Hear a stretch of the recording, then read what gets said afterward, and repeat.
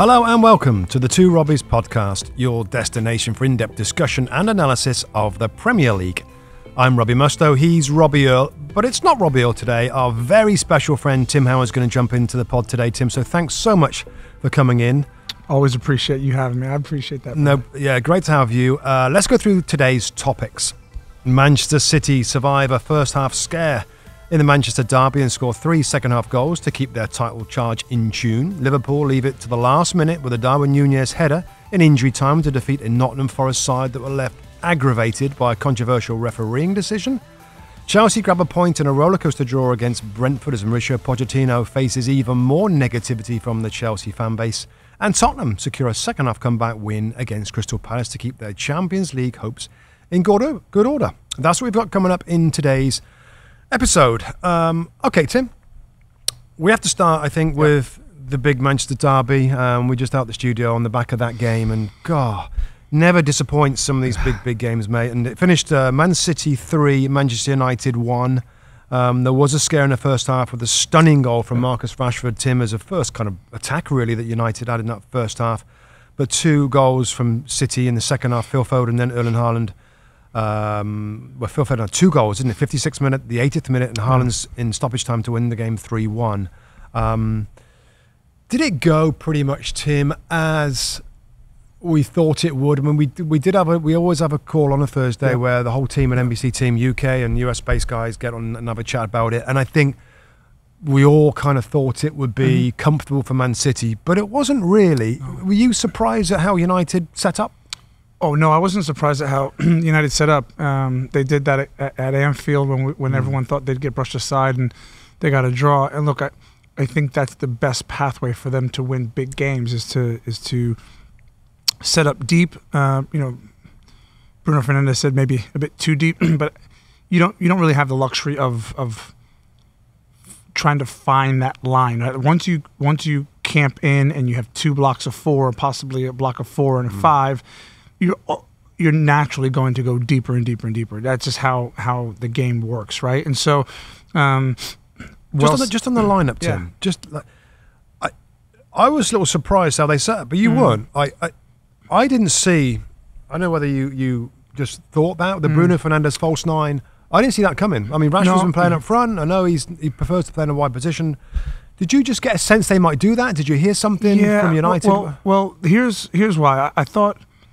I wasn't certain, right? But I knew that when you had Casemiro and you had Mainu at the base of the midfield, neither one of those players was going to play higher. So then, which I was hoping, Scott McTominay would eventually get himself into the starting lineup. He does. He did, yeah. Now you have 3 holding midfielders naturally, but McTominay has shown the propensity to get higher. So now I'm thinking, McTominay's in there to play higher. That then pushes Bruno Fernandes to the right-hand side. That's not really where anybody wants him to be playing. So it naturally I started thinking, well, then Rashford can play one wing, Garnacho the other. Then you can kind of play a false 9. Who's the only one that really play a false 9 is Bruno Fernandes. So it was interesting. And I liked the way it was set up. It allowed them to press Rodri and press John Stones, which didn't really matter in the end because John Stones goes from center back to the forward line, which I've never seen in football. But wasn't surprised how United set up. Try to be hard to beat. Try and hit him on the break. It worked early on, but ultimately, when you're going to absorb that much pressure, that much ball retention against City, you're going to pay. Well, there's always defining moments that we talk about all the time, Rob. Tim's in the studio or on the podcast here with Robbie Earl. Marcus Rashford's goal is a crazy goal. Like, what? I mean, I think we know he's capable of these kind of moments. How is a goal, just from a goalkeeper's point of view, he didn't get anywhere near it, Ederson, who's a top-class goalkeeper. It's sometimes when somebody strikes a ball like that, not that you see it coming, but as you're diving, you're like, oh, my goodness, I'm not sure I'm going to get... Is that a courtesy dive. Yeah. You just know the way he's hit it, and I know it's far out, and sometimes goalkeepers get criticized for it. It's far out, but the contact is so clean, and that ball whistles past you before you even have time to react. And once you see it, you think, okay, I'm going to push and I'm going to go here, but you're not going to get anywhere near it. Yeah. I thought there was another moment, later on when I think Rashford had a second chance, an opportunity, by the way, before that, where he couldn't nod the ball forward. Sure. I mean, the whole game plan of sitting really, really deep with two banks of four, with Scott McTominay and Bruno Fernandes like inside their own half and breaking forward with Onana's long kicks seemed to be working pretty well. Into the second half, and again, Rashford may have scored one of those chances. Now, I know we all know about the chances that Man City had as well. Foden goes through in the first half, Tim doesn't score. We get the crazy Erling Haaland one before half-time where he volleys it over from 1.5 yards, like crazy. Just in terms of the strategy for Man United, at half-time we're saying things like, wow, this they're doing a really good job defensively. They could break and score another goal. As the second half wore on, Tim, what do you think was the problem that Man United had in trying to stay ahead in the game? Well, look, it's a good question. I think naturally, and I say it all the time, you can't high press for 90 minutes. You can't have all this crazy high intensity sprinting for 90 minutes. And I think there's this slight myth where if you sit in, you're conserving energy. You're actually not, because you've played in teams like that where you're going side to side, you're going pressing the ball. So you're almost exerting as much energy by quote unquote sitting deep. So ultimately, as you start to get tired, right? Man City's probing, they're looking for gaps. As United legs get tired, your mind goes. And when your mind goes, you start making wrong decisions. You open up little gaps. And by the way, City don't need very big gaps to operate and control games. And so that was, if the tactic was to sit in, that was always naturally going to be an issue, because also at the beginning of the game, it looks a great tactic. Sit in and break. You're talking about the freshest legs in the world. Okay, we can run beyond. By the time the game starts to draw on, Marcus Rashford doesn't want to run beyond. Garnacho doesn't want to run beyond because they're having to do so much defending, and so there's not a lot of freshness in the team. Yeah, maybe that's what led to the substitutes that didn't help. I think we've got to say that. The substitutes that came into the game, Rashford came off, Garnacho came off, Mainu came off. Just back on that point, though, I remember doing it at Old Trafford, and we were lucky to get a couple of good results at Old Trafford against Man United back in the days of Middlesbrough there. And to that point, what strength I had was physical fitness, right? I could keep going doing that stuff, right? Sure. But to your point, others wouldn't. So they'd get tired, they'd slip a little bit, they wouldn't track runners. Do you think that's why he made those changes, thinking that Rashford's tiring a little bit on the defensive end, Garnacho's tiring a little bit? I mean, could the United fans go back, and we chatted about it on the air a little bit, Tim, could Erik ten Hag said, you know what, get on, keep doing this. First half worked out. Yeah, like they should have tried, like get on with it. Just keep going. I think we agree a little bit on this. Is that it's hindsight, right? But ultimately, we're sitting here talking about the changes. But when I look up and down that Manchester United subs bench, there's nobody on there that I think can change the game even remotely. And you know this as a player. Sometimes the greatest motivation for a group is to say, "I'm not taking you off. You got to hang in there. We have a result. We're still at 1-1. Let's make sure that this is what galvanizes us. This is what allows you to run the extra mile when you don't have it in your lungs." Something like that, because they made the changes, and the change. Look, it's not the substitution's fault, but the fact of the matter is, they just weren't going to bring anything to the game. A bunch of youngsters, big derby moment. It's a really hard position to come into the game. Just going back on something that was a storyline before the game, and we'll switch, of course, to Man City in a second. Marcus Rashford was in the news, Tim, the Players Tribune interview that he did, and talked really well about his history and growing up in Manchester and having to get on 2 buses to go to training, and his mum helping him, and his love and his desire for the football club. I don't think we question that. There's others that might question, can he bring that out a little bit more in his performances? He scored a wonderful goal today. Where do you stand with Marcus Rashford, Tim? And I know you can be careful here about what is he one of those players that will always be a useful player, but if you expect the very top, he might not reach it for you. I think that's right. And look, I love Marcus Rashford. I do. I like what he does on the field. I like what he does off the field. I think that the window to continue to be world-class for Marcus Rashford has passed. And I think that's okay. Let me preface this by saying I've been on teams where there's been an expectation on certain players to do more. Sometimes a manager will say, you know what, I want more from this player, so I'm going to give him the captain's armband. Guess what? We're looking around and thinking, he's not a captain. He's not a captain material, so don't force it. When I go back to Marcus Rashford, he's someone who loves a football club. Definitely. And because of the moments that he's had where he scored 20-plus goals in a season, you want more and you want more. Maybe what I think Marcus Rashford is a very good, useful Manchester United player who's come through the club, who's a local boy, and you know what?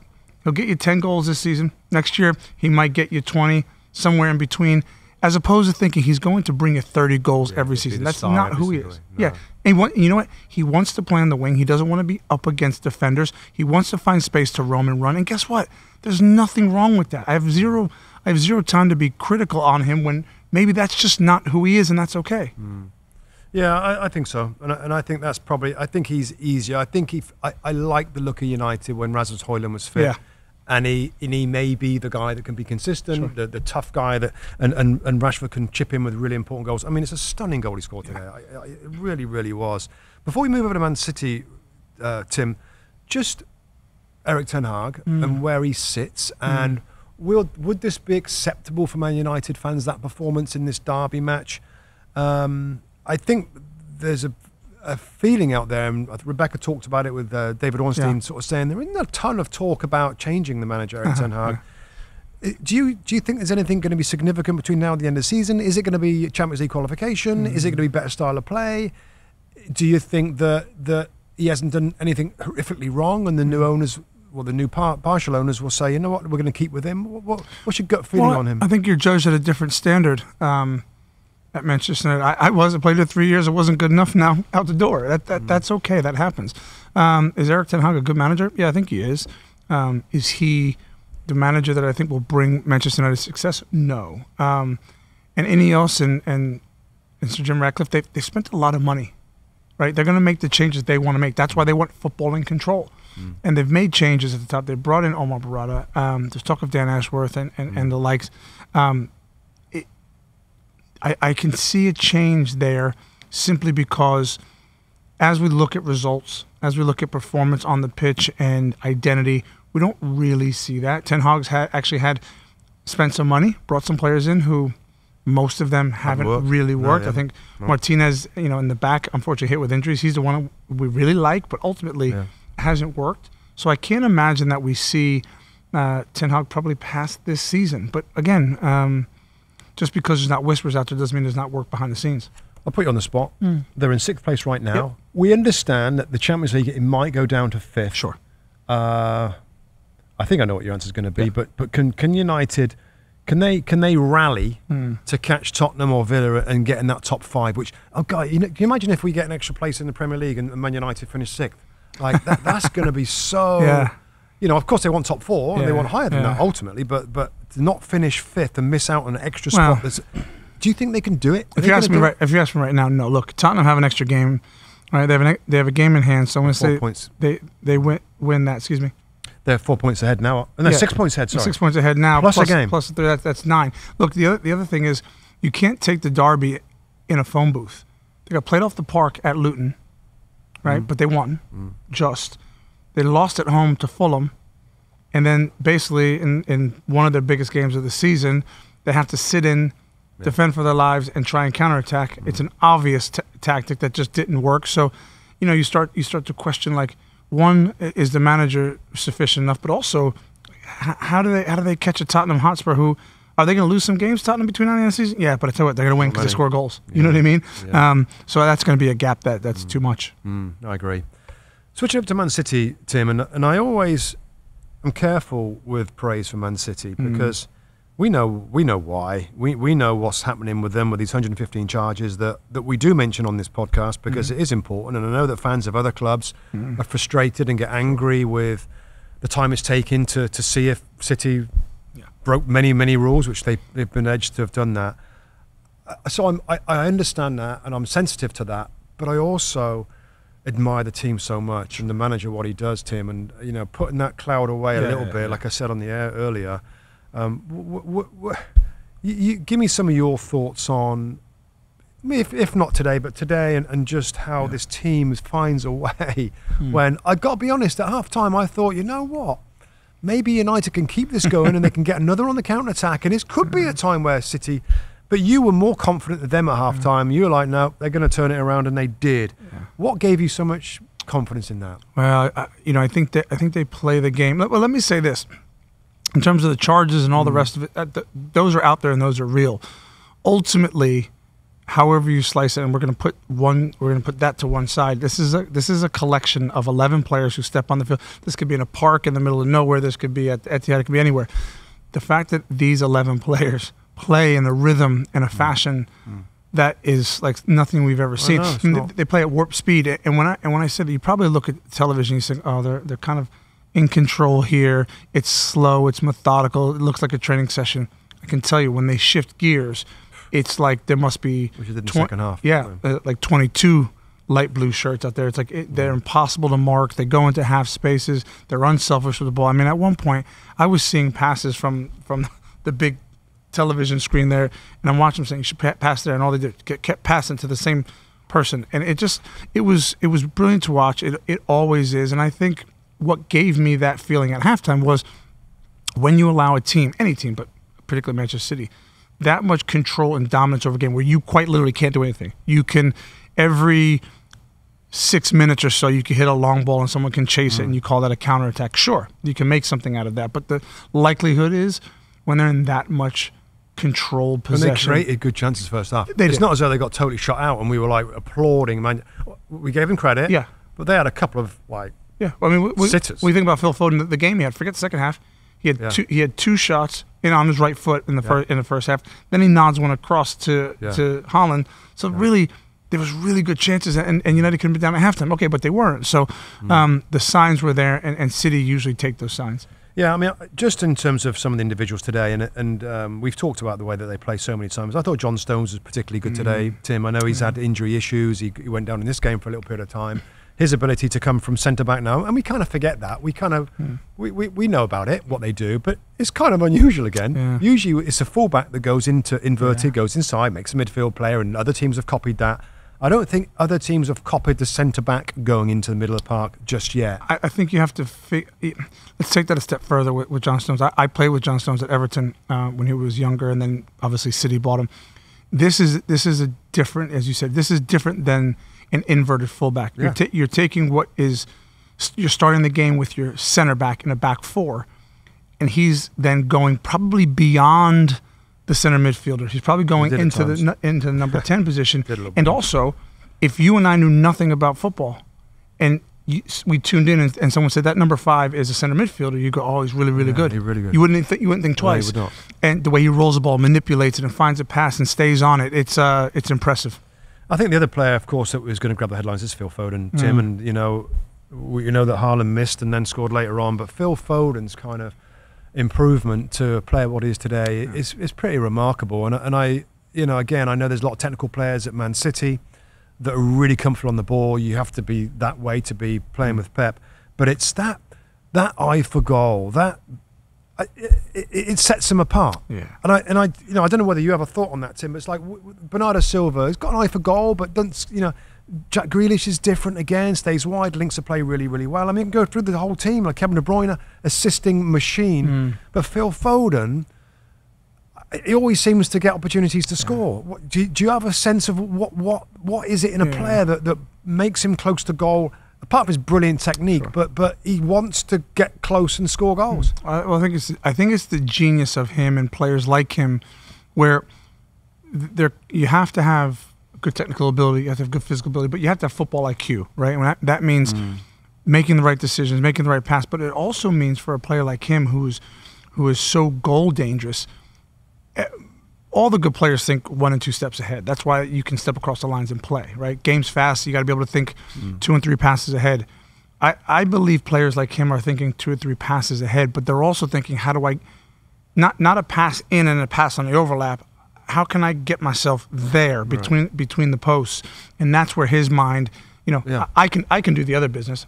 Tim Howard can say, I can roll it into the middle of the park, or I can pass it to the wing. The hard part is if I go inside, where can I find the next space to get in a scoring position? That's more difficult. Yeah, it was a remarkable game for him, Phil Foden. Yeah. Great comeback, Tim, and it immediately gets you thinking about the title race as we look at the table now. And Liverpool found a way to win, which we'll go on to in a second. Man City did today. We've got Arsenal playing tomorrow against Sheffield United. Is it ominous for the others? Is this all what we expected? Is there anything that you see in Man City that might say this year could be different? I mean, it seems from our point of view, we've seen this movie before. Pep finds a way, and there's one player injured in Jack Grealish, and Liverpool have got many. Arsenal have got a few. Anything different that you see with City that would give Liverpool and Arsenal hope that they won't finish as strong as they normally do? No, it's hard. I mean, it's hard, isn't it? I think the mentality in the dressing room in Liverpool with Klopp and Arsenal with Arteta has to be not hopeful. I don't think these two teams can go, we hope that Man City aren't the same as years previous. Let's try and figure out a way that we can be stronger. And they've shown that, both Liverpool and Arsenal.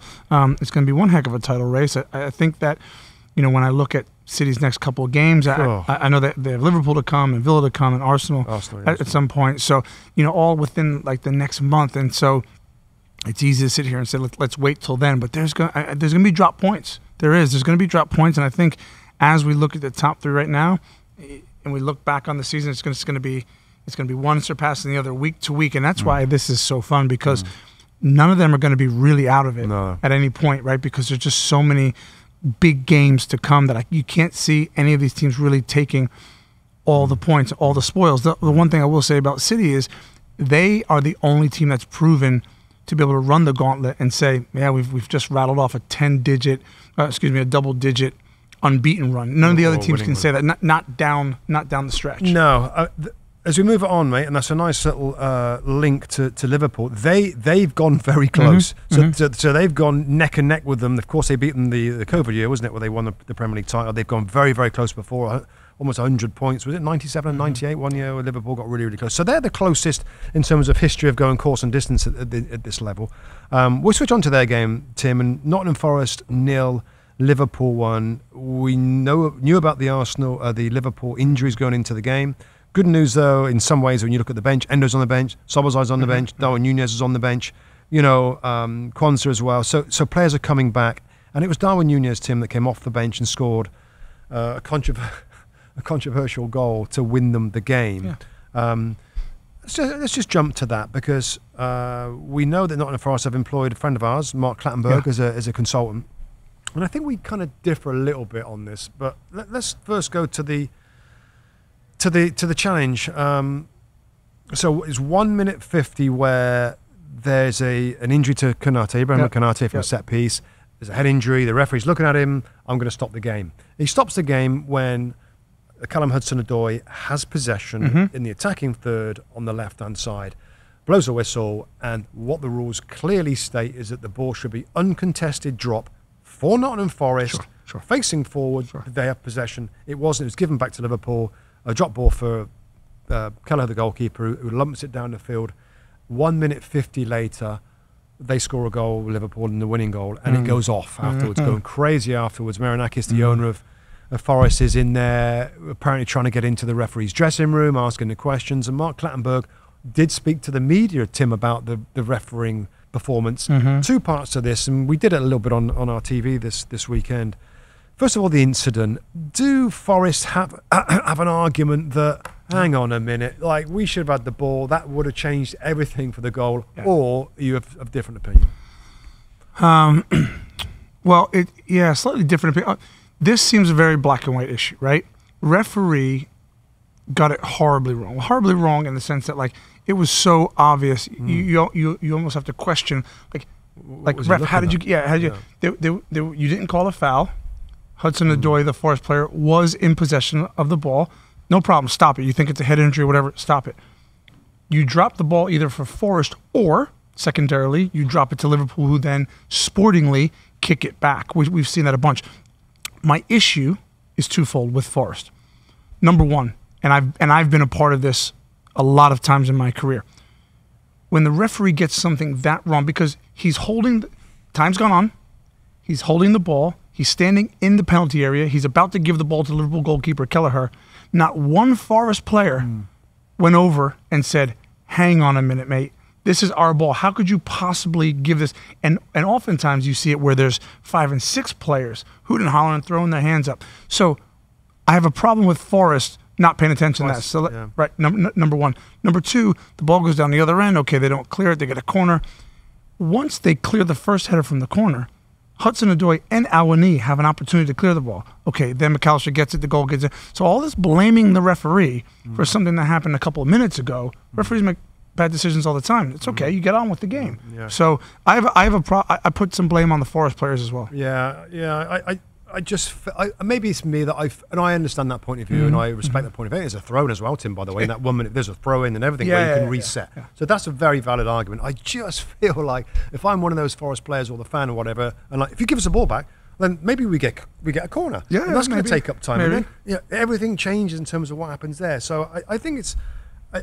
I just feel for sometimes the smaller teams, and I understand that. And I had a bit of crack with a bit of banter with Lee Dixon saying, "Look, listen, you know, the weaker teams sometimes don't get the decisions. The big teams get it. Get better, do better, be a better side, and maybe you'll get some of those."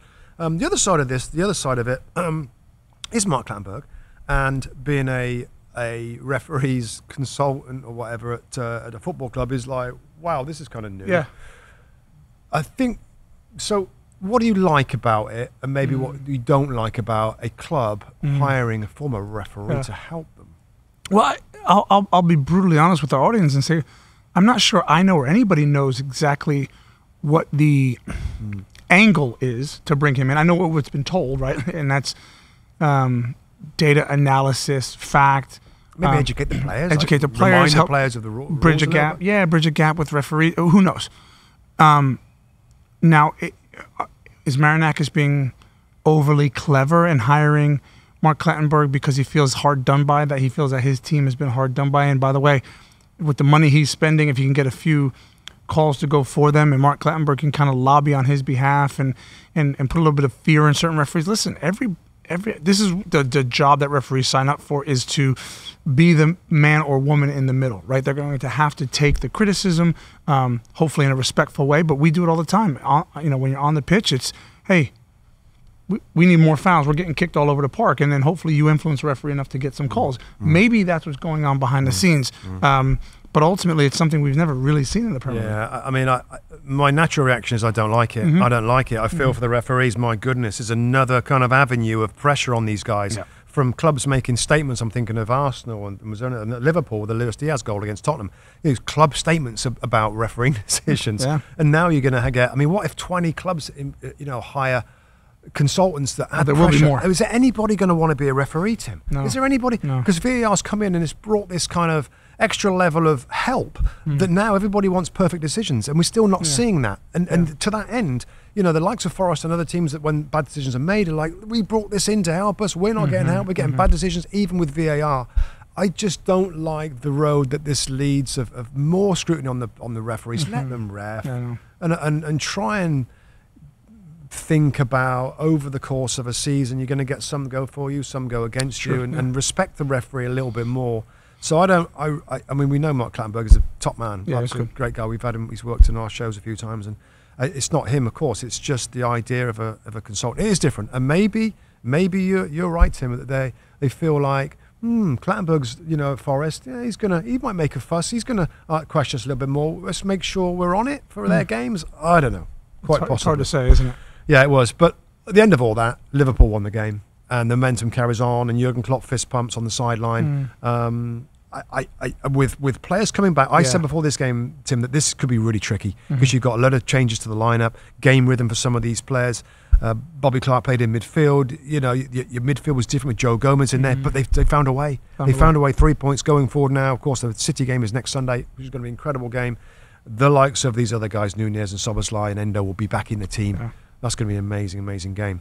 All right, they were the kind of the two main stories we had, Tim. Let's look at some of the other games that happened. And we, of course, the other games here, we'll go through them and just pick out stuff. Brentford 2, Chelsea 2. Pressure really, really mounting on Mauricio Pochettino, Tim. And let me give you my... I mean, I think Thomas Tuchel didn't last very long. Graham Potter, with all these players, like decisions from the top and all those extra young players and the philosophy of young players, expensive young players to build something for the future. Yeah.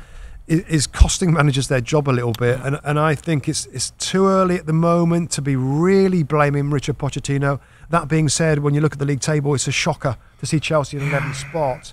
And the numbers are so big with £1 billion of new players. Where are you with Pochettino? And again, 2-2. They showed a bit of character to come back and get the late goal from Dizazi to make it 2-2. Again, this is Brentford. I know. Tim, this is Brentford against Chelsea that gave him a real good scare. Do you think Pochettino is going to make the season? If he does make the season, I'm assuming they're going to be mid-table. Not it. Is that going to be enough for the owners to say, you know what, we'll keep going into next year, Tim? Well, I think my personal opinion is owners have to have patience and foresight. Can't just listen to what's going on and the fans saying we want this manager out. That happens too often. My worry is, and I saw this with Graham Potter, I thought, you don't have to win the league, but you can't be this bad. They went through a stretch where just weren't winning games. And, I know it's a young team.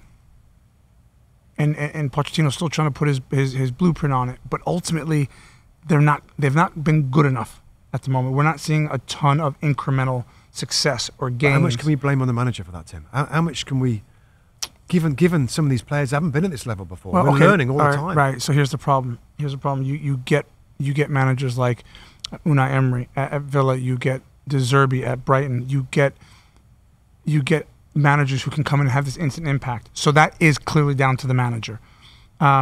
You would hope that a Pochettino-led side would have found a way to get more results. I don't mean they have to necessarily compete for Europe or be in the top 4, but found a way to get better results and not be 11th in the table. But again, my opinion, Pochettino's a very good manager.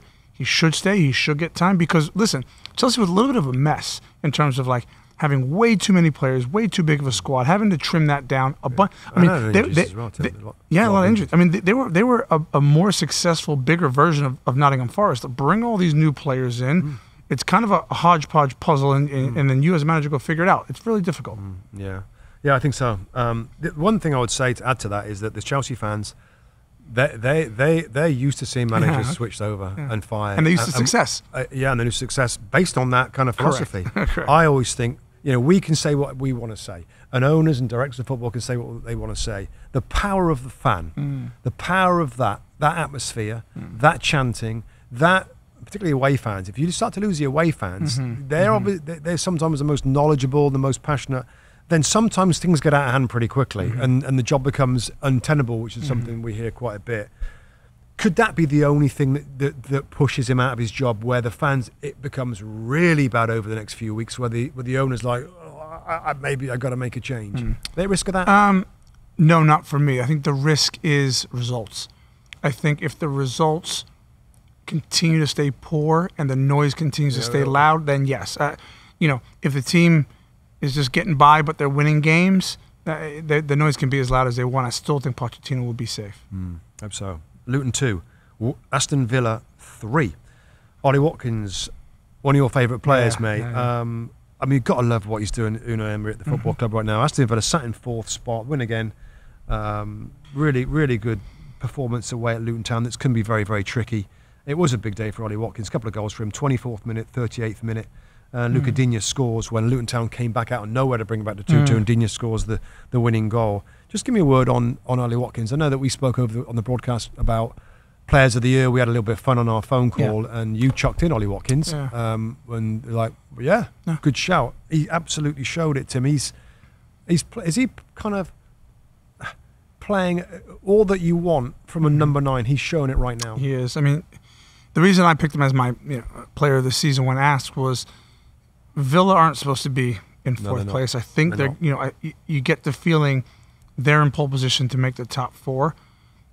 Ollie Watkins, 16 goals, 10 assists. I mean, the balance of that is just, listen, you give me 15, 20 goals, I'm happy. You're going to add 10 assists. And when I look at what Unai Emery is doing at Villa, I mentioned it just a minute ago, Bailey, McGinn, Douglas Luiz, all of their numbers are like double and quadruple of what they did last year in terms of output and production. That's down to the system and the manager. These are good players, but they've been put in a position to thrive and succeed and given confidence through the manager and the way his tactics are set up. I mean, you can't say enough good things about Aston Villa Football Club. No, that's really right. And I just add the signings have been pretty good as well. You think about signings that have come into the football club. Pau Torres was a great signing. Diaby maybe gone off the board a little bit. Leon Bailey's been a good signing. You think of Yuri Tillemans, I think it was a free transfer in the summer. You know, good players that have really helped the team when they needed certain spots. So they are absolutely flying right now. Tottenham 3, Crystal Palace 1. Another team that a funny team to me, often go behind and then roar back to win games. Tottenham aren't going away, Tim, are they? They didn't play last weekend. A little bit off, you know, a little bit under the radar a little bit. They're still sat in fifth spot, in touch with Aston Villa. You still confident they can push Villa all the way? Yeah, I am. I think that goals are so hard to come by, and I'm a stickler for teams that just don't know how to defend. But for the moment, I'm a believer in Ange Postecoglou, and he's basically saying, doesn't sound like you're fully committed. Well, you have concerns about. I have enough of a test now in terms of, you know, where we are 26, 27 games in, that it works. And every now and again, they're going to lose games, and you wish they'd shut up shop because they can score goals and then, you know, eke out a result. They don't, and it's okay. Like, they're okay with it. And what I would say is, it's, you know, the hardest thing to do in football is to score goals, and they do that with almost ease, you know, and so that part is special. Yeah, I think so. They got most of their players fit now. Richarlison, I know, is out injured at the moment. Destiny Udogie came back in the side. Pedro Porro is the fullback that's out right now, but that is a really good win for Spurs, and they'll believe they can finish in the top four as well. Next one on the list here, Everton 1, West Ham 3. Lots of Tim Howard stuff here. Everton, with those points being at, what, the 16th now, any more concerns about Everton, Tim, or are you fairly satisfied that what you've seen so far? We know there's a potential other points deduction coming along the line, which you're going to find out, I think, next couple of weeks. Any more concerns for Everton, or you okay? No concern. I mean, listen, I can't speak on the possible points deduction to come. If that happens and they get chucked back into the relegation mix, we can have that conversation. Yeah. With 25 points, you know, okay, West Ham got the 3 goals, but they're a pretty rock solid defensive unit. They enjoy working hard. Sean Dyche preaches that. They don't have a lot of goals in the team, but I do think, with their kind of ingenuity, with the hard work that's in the midfield, Decore will pop up with goals for the team. McNeil every now and again, 1 or 2 here or there. They'll have enough to get them over the line. So in terms of concern for Everton in the relegation fight, not really. Moisey, a man that you know very, very, very, very well. Have we seen this before, Tim? Where like the pressure mounts, he has a run of 5, 6, 7, 8 games where when he doesn't have his best players, it becomes a little awkward to watch, a little slow, and the fans are like, oh, why are we watching this? And they go away, well, he's done okay. Then they come back next week, oh, it's not very good. And then they start panicking up, and then he gets his best players back. Is it as simple as that with David Moyes? Does he need those star players? Well, I would say he does, because he can't. It doesn't seem like he creates advantages through tactical kind of innovation. He's more about, listen, let me put a squad together. I'll make them solid as a rock without the ball. They all know their jobs. I just need a couple of stardust players to make the difference to win games. Is it as simple as that with him? Totally, and that's always been his MO. Set up a team, create an environment where hard work is at the forefront of it. He'll bring in, through some shrewd signings and some shrewd spending, some match winners. He has that in Bowen. And let's not forget, Bowen and Paquetá.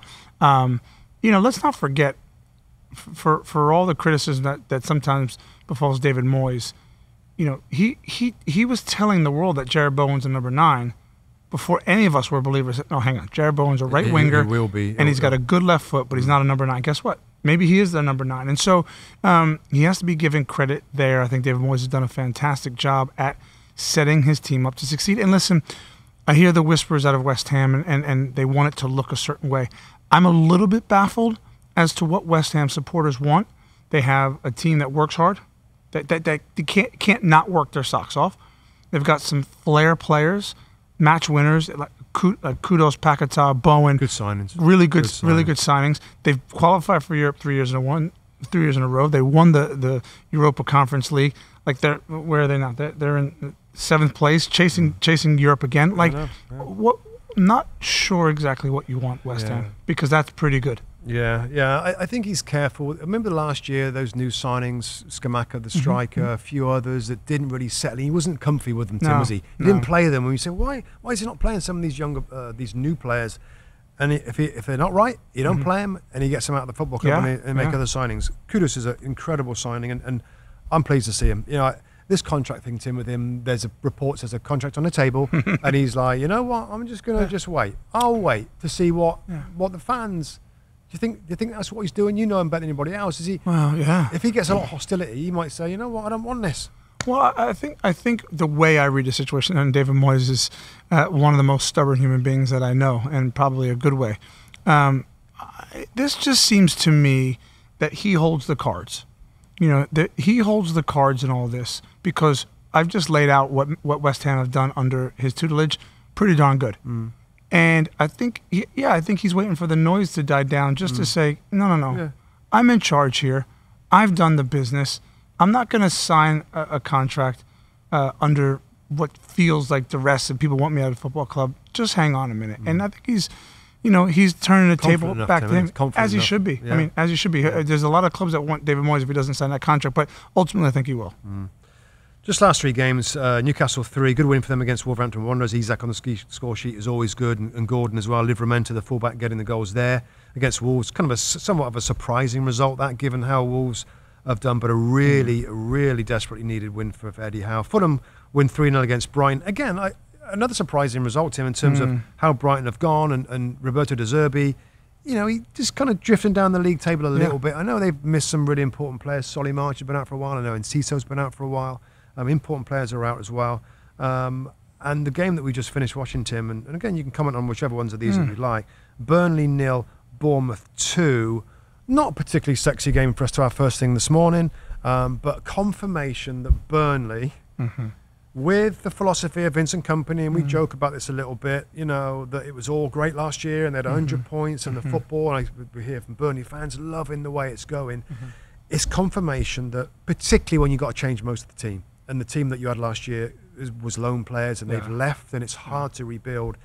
Isn't it difficult, Tim, to play a style that's progressive and attractive in this Premier League and be okay?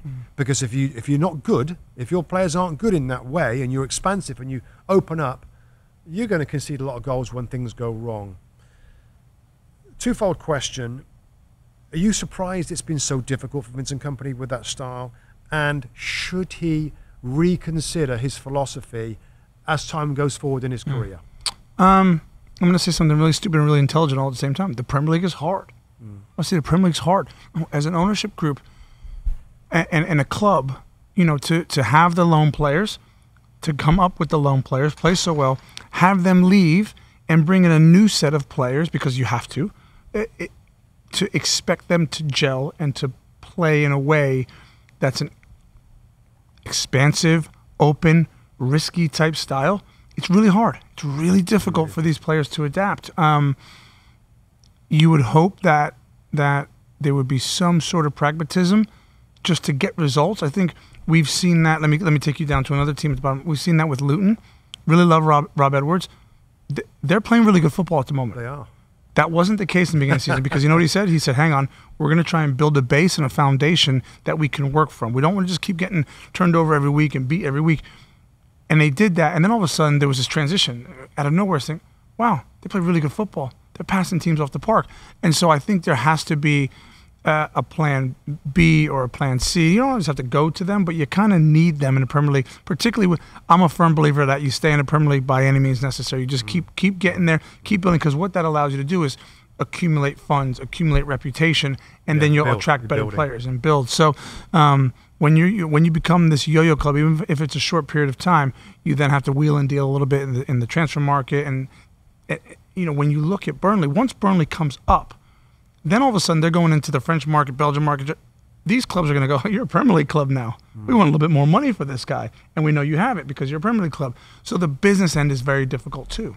It's really interesting, Tim. It's a great point because of I don't know what fans think they want and how hard it is to attain that. And I think also the point, I know Pep Guardiola and Jurgen Klopp both give Rob Edwards a ton of credit. Like, you know, keep doing what you're doing. Yeah.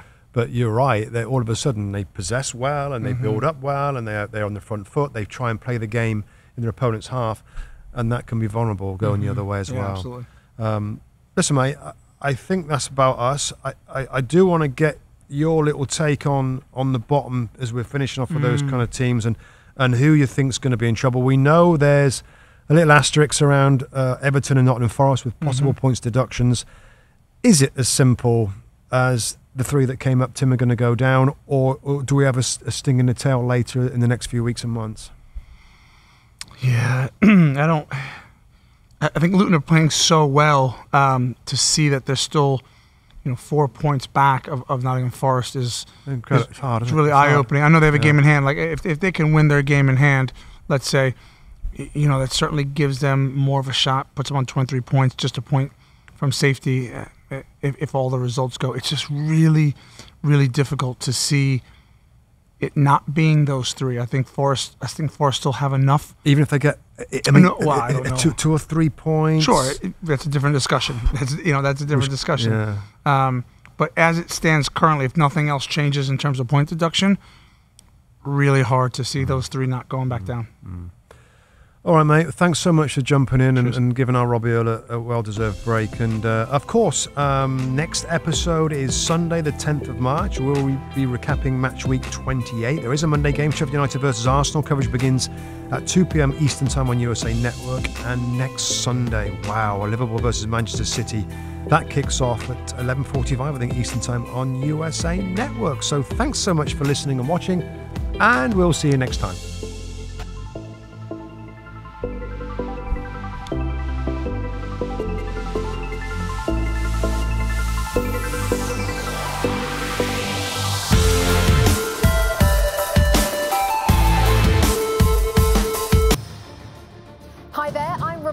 Studio host for NBC's coverage of the Premier League. Don't forget to hit subscribe to watch more videos all season long. And for even more Premier League content, from original series to live matches, head over to Peacock. And be sure to tune in for Premier League mornings every weekend on USA Network and on Peacock. We will see you there.